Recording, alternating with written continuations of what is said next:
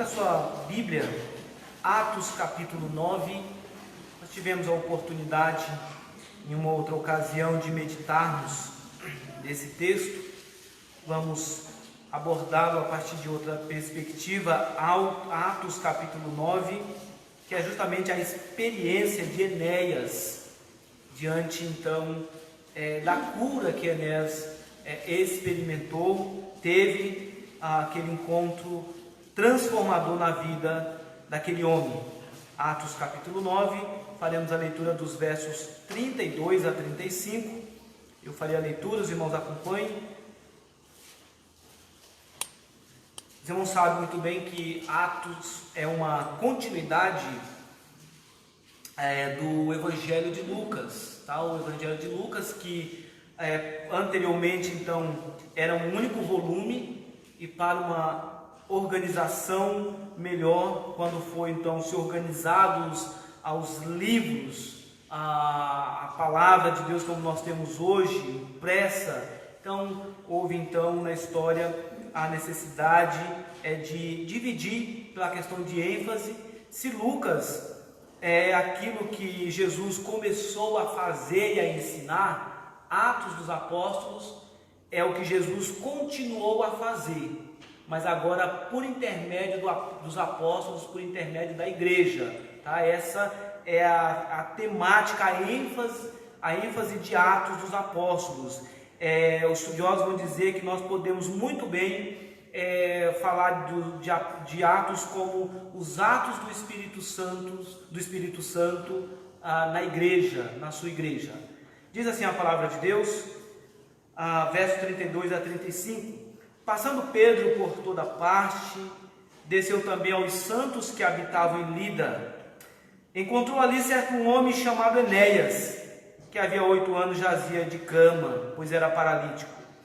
Disse-lhe Pedro: Enéas, Jesus Cristo te cura, levanta-te e arruma o teu leito. Ele imediatamente se levantou. Viram-no todos os habitantes de Lida e Sarona, os quais se converteram ao Senhor. Irmãos, o contexto é de paz, tá? Esse contexto da cura de Enéas. O verso 31 vai dizer que a igreja experimentava paz. Por que a igreja experimentava paz? Porque o algoz, o perseguidor da igreja, agora era cristão.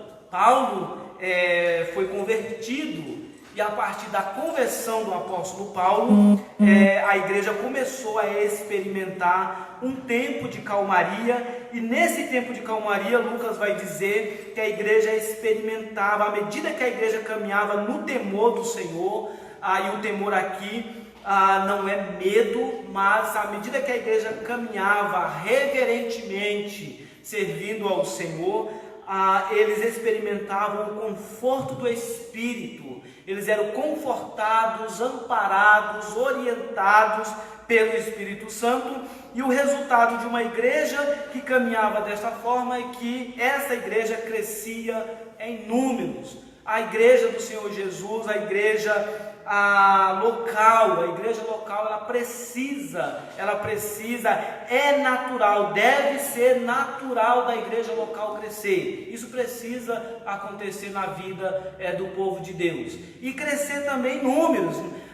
Eu particularmente não tenho nenhuma questão com números, numerolatria, de focar, mas a igreja que prega o Evangelho, ela precisa crescer em números, ela precisa avançar. E nós que fazemos parte da igreja, precisamos nos alegrar com o crescimento em números também. Às vezes, em muitas localidades, tem crentes da igreja local que não querem que a igreja cresça, não desejam o avanço da igreja, não desejam que a igreja se multiplique, mas a igreja precisa avançar, ela precisa crescer. E o grande desafio de uma igreja que cresce é que antigos e novos, eles precisam se entrosar e ambos caminharem servindo ao Senhor e usando os seus dons e talentos para a glória do próprio Deus. E aqui então é isso que está acontecendo. A igreja está crescendo em número, e é nesse contexto em que Pedro, então, a Bíblia diz que ele retorna para aquele local. Havia uma prática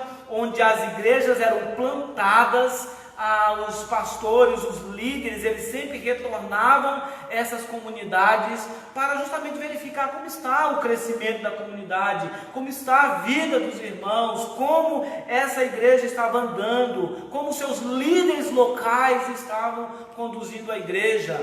Nos dias de hoje poderíamos dizer, a igreja local é o presbitério e o sínodo. Isso é possível de se verificar na questão da liderança. E é nesse contexto em que Pedro então está passando, ele diz por toda parte, quando Pedro está passando nessas regiões, supervisionando as igrejas, é que ele então se depara com este homem chamado Enéas, e a Bíblia vai dizer que Enéas então já há 8 anos estava na cama, estava no leito. Isso tinha algumas implicações na vida de Enéas. Primeiro, a dependência que Enéas tinha dos seus. Essa é a primeira questão, a dependência que ele tinha. A segunda coisa era o conceito que as pessoas daquela sociedade tinham em relação à paralisia. Para muitos, a paralisia naquele contexto era sinal de maldição. Para eles, então, alguém no passado cometeu um pecado, e esse pecado então está refletindo naquela pessoa. Essa era a mentalidade. Mas a todo o contexto anterior, especialmente o posterior, que é os versos 36 em diante, vai mostrar que Deus tinha um propósito específico para a paralisia de Enéas. Deus tinha um propósito específico. Não era maldição, não estava relacionado à questão do pecado, nada disso, mas Deus, ele tinha, portanto, um propósito com aquele homem. Mas aquele homem estava acamado, e o resultado do encontro que ele teve, portanto, com Pedro, vai mostrar que aquele homem então tem algumas atitudes em relação àquilo que é dito a ele, que vai nos ensinar, especialmente em relação à fé verdadeira, a nossa fé. Uma fé teórica é uma coisa, agora a prática da teoria é totalmente outra coisa, no sentido de eu posso ser muito bem extremamente conhecedor da teologia e conceituar muito bem fé, e até falar para as pessoas, principalmente na sociedade hoje, faça o que eu digo e não faça o que eu faço. As pessoas podem muito bem falar de coisas maravilhosas e não viver essas coisas, infelizmente. Mas Enéas era alguém que foi impactado. Mas para que Enéas fosse impactado, os estudiosos vão dizer que é provável que ele já tinha tido contato com o Evangelho. Ele já tinha ouvido falar da palavra de Deus. É provável que em outros momentos ele ouviu a pregação de João, de Pedro em outro lugar. Ele já tinha ouvido falar de Jesus Cristo. Ele já tinha ouvido falar do Salvador, mas ele não tinha tido a oportunidade de ter um encontro pessoal com este Salvador. Então veja, esse é um dos grandes desafios, por exemplo, dos pais, quando nós então batizamos os nossos filhos de obediência à aliança. Nós batizamos os nossos filhos, ensinamos no caminho que deve andar, mas o grande desejo do nosso coração é que os nossos filhos tenham um contato pessoal com Jesus Cristo, que a fé dos nossos filhos não seja uma fé amparada em nós, os pais, mas que seja uma fé, uma resposta deles mesmo à pregação do Evangelho. Esse é o grande desafio. Essa certamente é a oração de todos os pais aqui presentes, que têm seus filhos que foram batizados na infância e que vão fazer a profissão de fé, justamente a levar essa fé adiante, levar essas boas novas adiante. Então veja, Lucas, portanto, escreve especialmente esse segundo volume na história de Enéas, especialmente para mostrar que a fé alicerçada em Cristo, ela deve ser evidenciada por atitudes. Ou seja, não basta falar. Como que eu mostro isso? Eu sirvo a Jesus Cristo. Como que isso é evidente na sua própria vida? Como que você vive esse Evangelho? Como que você vive essas boas novas? Ah, eu sou da igreja tal. Fazer parte da denominação não é sinal de salvação. Não é sinal de salvação. Você pode muito bem fazer parte do rol de membros da igreja e não ser convertido. Porque a conversão se dá por meio de frutos, de obediência. Já ouviu falar da fé dos pais, quando a pessoa fala, mas o meu pai é crente. Mas se você não crê em Jesus Cristo, seu pai pode ser crente e você não ir para o céu. Porque você precisa ter encontro com Jesus pessoal. Ou outra, uma interpretação equivocada de algumas denominações em relação à experiência que Moisés teve com o Senhor, quando disse, Senhor, se o Senhor não for comigo, risca-me do livro da vida. Tem muitos pais que eu ouço por aí dizendo, mas eu entrego a minha salvação pelo meu filho. Você não entrega nada, porque não foi você que ganhou. Não existe esse negócio que se for preciso, eu entrego a minha salvação por causa do meu filho. Não existe isso. A salvação ela é individual. E você pode fazer o que você quiser, mas não é você que vai determinar a salvação do teu filho. É o encontro pessoal que ele tem com Jesus, com o Salvador. Isso precisa ser muito bem ensinado e precisamos entender muito bem isso na nossa mente. Senão nós vamos achar que a salvação da nossa casa depende de nós. E não depende. Não depende. Ela depende do encontro pessoal. E aqui Enéas teve esse encontro pessoal com Jesus Cristo. A fé precisa ser, portanto, evidenciada em atos.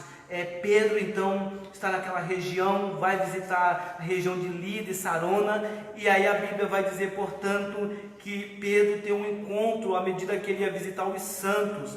Os santos aqui são os crentes, os separados. A designação santos significa justamente isso, separado, mas o separado aqui não é por causa das qualidades morais. Eu fui separado porque eu tenho uma qualidade excelente na minha vida, porque eu sou uma pessoa muito boa, porque eu sou uma pessoa que sou muito espiritual. Então, não, separado aqui o Senhor, portanto, Ele te resgatou do império das trevas e agora você faz parte da família da fé. E fazendo parte da família da fé, você é um santo, ou seja, você é um separado, você foi separado por Deus e para Deus, tá? Você foi separado por Deus e para Deus, para servir em resposta a essa salvação, para servir ao Senhor. Ontem eu estava dizendo às nossas irmãs lá da SAF, da IP Bom Pastor, que existe uma expressão, eu estava usando um termo que o Arival utilizou, existe crente na igreja hoje dizendo o seguinte, que eu preciso de um tempo para mim, então vou dar um tempo na igreja, vou parar de fazer as coisas, até porque tem pessoas novas, algumas pessoas fazem, eu vou descansar, como se existisse descanso para o uso dos nossos dons. Deus nos chamou para servir, não existe intervalo. O crente não deveria dizer essas coisas, eu vou parar de servir um tempo, preciso descansar. O dom que Deus te deu é para ser usado. E a menos que você faça isso, você está negligenciando aquilo que Deus te deu. Você está abafando o dom que Deus te deu. E aí, irmãos, é preciso então entendermos que a fé é para ser exemplificada, vivenciada, traduzida em termos de atitude. E essa é a atitude de Enéas, porque o texto vai dizer, quando ele encontra com Pedro, ele estava acamado, e Pedro então vai dizer, Enéas, Jesus Cristo te cura, levanta-te e arruma o teu leito. Ele imediatamente se levantou. Atitudes que revelam uma fé verdadeira, uma fé autêntica. Primeiro, a nossa fé é revelada, a nossa fé se revela se é autêntica ou não por meio da obediência. Não adianta nada falarmos que temos fé se não obedecermos ao Senhor. Fé verdadeira é acompanhado de obediência. É preciso obedecer. Enéas diante da ordem de Jesus Cristo, de Pedro, Jesus Cristo te cura, e o termo grego aqui, o verbo vai falar de uma ideia de simultaneidade. À medida que Pedro estava falando, Enéas já estava respondendo positivamente à ordem dada pelo apóstolo Pedro, ou seja, que ele precisava se levantar. O termo aqui é aplicado especificamente em relação à cura, à paralisia, contextualmente naquele momento, mas nós podemos muito bem pegar essa experiência de Enéas, de obediência relacionada à sua cura, para aplicarmos em várias coisas da nossa vida cristã. Por exemplo, você já parou para pensar quantas ordens você tem na Bíblia, e que muitas das vezes eu e você dizemos que não temos capacidade de cumprir? E que nos contradizemos muitas das vezes, porque o próprio Deus diz lá em 2 Pedro que nós temos todas as coisas que precisamos para ter uma vida de piedade. Que o apóstolo João vai dizer que o Senhor não nos dá mandamentos ou ordenança que não temos capacidade de cumprir. Se Ele nos dá é porque nós temos capacidade, Ele nos capacita para isso. Nós já tivemos a curiosidade de observar quantas vezes nós nos deparamos com promessas, com ordem do Senhor a nós, e muitas das vezes nos relutamos em obedecer. Há tantos exemplos, eu quero destacar pelo menos dois, especialmente um que é uma grande luta do povo de Deus, quando o Senhor Jesus vai dizer: vinde a mim todos que estáis cansados e sobrecarregados, e eu vos aliviarei. Vai a mim, está cansado? Que cansaço, pastor? Qualquer tipo de cansaço, eu vou aliviar. Outro, salmo que meditamos domingo passado: Deus é meu refúgio e fortaleza, socorro bem presente nas tribulações. Portanto, ou seja, a conclusão é: se Deus é teu refúgio e fortaleza, socorro bem presente nas tribulações, o que eu e você precisamos fazer? Primeiro, não ter medo. Primeiro, não ter medo. Segundo, ele vai dizer lá: não ter medo e entender que o Senhor está conosco. Deus está no meio dela, não será abalado. E como resposta a tudo isso, nos aquietar. Aquietar é você saber que eu sou Deus. Aquietar é sossegar, confiar. A questão é: você confia dessa forma de se aquietar em Deus e dizer: Senhor, eu confio em Ti, em todas as áreas da minha vida. Mas uma sociedade materialista, pragmática, como a nossa, nós somos incentivados a não confiar, mas fazer acontecer do nosso próprio jeito. A querer que as coisas aconteçam da nossa maneira.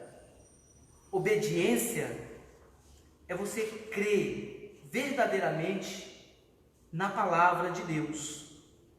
Em outros momentos, especialmente lá em Atos 3, Pedro e João iam ao templo quando ouviram uma pessoa pedindo esmola, e Pedro semelhantemente disse: não possuo ouro nem prata, mas o que tenho isto te dou, em nome de Jesus Cristo Nazareno, anda. Alguém contou para mim recentemente uma experiência que viveu, acho que até contei para alguns irmãos, uma experiência que viveu no trem aqui em Itapevi, de uma criança, mais ou menos 8 anos, 7, 8 anos essa criança, e passou um rapaz com um filho no colo pedindo ajuda, dinheiro para uma necessidade, e essa criança chamou o pai e disse assim: Senhor, eu não tenho dinheiro, mas se o Senhor quiser, eu posso fazer uma oração pelo seu filho. Aliás, lembrando, acho que foi o diácono, o presbítero André, que contou de alguém que teve essa experiência. Eu posso orar pelo seu filho. E a pessoa então ora pelaquela criança no trem, e todos ficam abismados e olhando. O que está acontecendo? Às vezes a gente tem vergonha, até mesmo de compartilhar a nossa fé. Muito menos orar por alguém no trem. Não, o que eles vão achar? Infelizmente o crente está se acovardando a cada dia. Não está vivendo a sua fé. Não está vivendo a sua... Nos tornamos tão materialistas, tão consumidores da fé, que na maioria das vezes só quer consumir, material, mas quando nós somos provados para viver a fé que nós tanto conhecemos, nós não conseguimos viver essa fé. Há uma necessidade na sua casa. Qual é a sua primeira atitude? E agora vou perecer. Dobre o seu joelho e ore. Dobre o seu joelho e ore. Essa deveria ser a nossa primeira atitude diante das aflições. Mas a primeira atitude, às vezes, do crente é reclamar, murmurar. É incomum? Não é, infelizmente. O povo de Israel já vivia assim. Senhor, vamos perecer. E agora? Semelhante ao seriado que infelizmente não tem mais, do Chapolin Colorado, né? E agora, quem poderá nos defender? Nós temos uma ferramenta tão poderosa, tão eficaz, mas a atitude cristã, muitas das vezes, é de esmorecer. Jesus Cristo te cura imediatamente. Então, se levantou diante da ordem do apóstolo Pedro. Irmãos, Enéas deposita a sua confiança na palavra, lembrando que naquele período eles não tinham as escrituras como nós temos hoje. Então, aquilo que o apóstolo Pedro estava dizendo era a palavra de Deus. E foi diante da palavra de Deus que Enéas, então, confiando, porque ele já tinha ouvido falar, ele confiou, portanto, nessa palavra, e cheio de esperança, cheio de confiança em Deus, Enéas, portanto, experimenta a resposta do Senhor, experimenta justamente aquela transformação. Mas ele precisou crer, ele não precisou ver. Uma geração em que as pessoas querem ver, uma geração em que as pessoas elas estão mais interessadas em visualizar. Se eu não vejo, eu não creio. Enéas vai nos ensinar na sua experiência de que nós não precisamos ver. O que nós precisamos é confiar de que tudo aquilo que tem escrito na palavra de Deus para cada um de nós é a palavra de Deus. Não é isso que os novos membros, não é isso que os membros da igreja fazem quando se tornam membro aqui, quando declaram: você crê na Bíblia como única regra de fé e prática? Sim, eu creio, mas muitas das vezes a confissão externa não é uma realidade interna do coração. Porque confessar pressupõe convicção. Você não está fazendo uma cena, mas você está declarando aquilo que de fato você acredita. Enéas confiava no Senhor, confiou na palavra de Deus. Ele não confiou em Pedro. Preste bem atenção nessa ênfase aqui. Ele não confiou em Pedro. Ele confiou em Jesus. Enéas, Jesus Cristo te cura. Não é o homem que cura. Não é o homem que transforma. Infelizmente nós vivemos um tempo em que as pessoas, até os líderes religiosos, eles trazem para si o status de curandeiros. Eles querem que as pessoas estejam dependentes deles. E é por isso que você vê cobertura espiritual, é por isso que você vê alguém se declarando ter o dom da cura, é por isso que você vê pessoas dizendo que são profetas, no sentido de eu que posso falar a palavra, a vontade de Deus para você. Como a ideia de profeta é expor o revelado, não outras ideias. E é por isso que as pessoas dizem: não, se eu não orar por você, se o seu pastor, se aquele irmão tal, aquela irmã tal não orar por você, Deus não vai ouvir a oração, porque é só essa pessoa que tem um canal especial com Deus. Isso é papismo, é catolicismo. Porque é no catolicismo que, se o padre não falar, não vai acontecer, porque só ele tem ligação direta com Deus. Então veja, não é Pedro que cura, é Jesus Cristo que cura. Não é o pastor, não é o presbítero, não é o diácono, não é o irmão da igreja que vai intervir. Nós vamos orar. E quando alguém ajuda, quando alguém te socorre, primariamente não é a pessoa, é o próprio Deus, usando a vida da pessoa para abençoar a sua vida. É por isso que Jesus diz que o que a tua mão direita faz, a esquerda não deve saber. O evangelho está sendo banalizado, e é por isso que nós vemos hoje pessoas dizendo, hoje vai ter o pastor, o profeta tal na igreja. Você vê as igrejas com vários rostos de pastores, missionárias, o presidente tal da obra. Tudo isso é antropocentrismo, ou seja, ao invés de nós nos centrarmos no evangelho, as pessoas estão se apoiando em homens. E é por isso que elas caem muitas vezes. Porque elas confiam em homens, e quando o homem não dá a resposta que ela precisa, ou que ele precisa, essa pessoa se afasta da igreja, desanima, não quer saber de igreja, se decepciona e vai dizer, todas as igrejas são iguais. Por quê? Porque estão apoiadas em homens. O fundamento da igreja é Cristo. Devemos confiar na palavra de Jesus. E é por isso que se eu falo aqui, não está nas escrituras, você não precisa acreditar não. Porque não é minha palavra, é a palavra de Deus.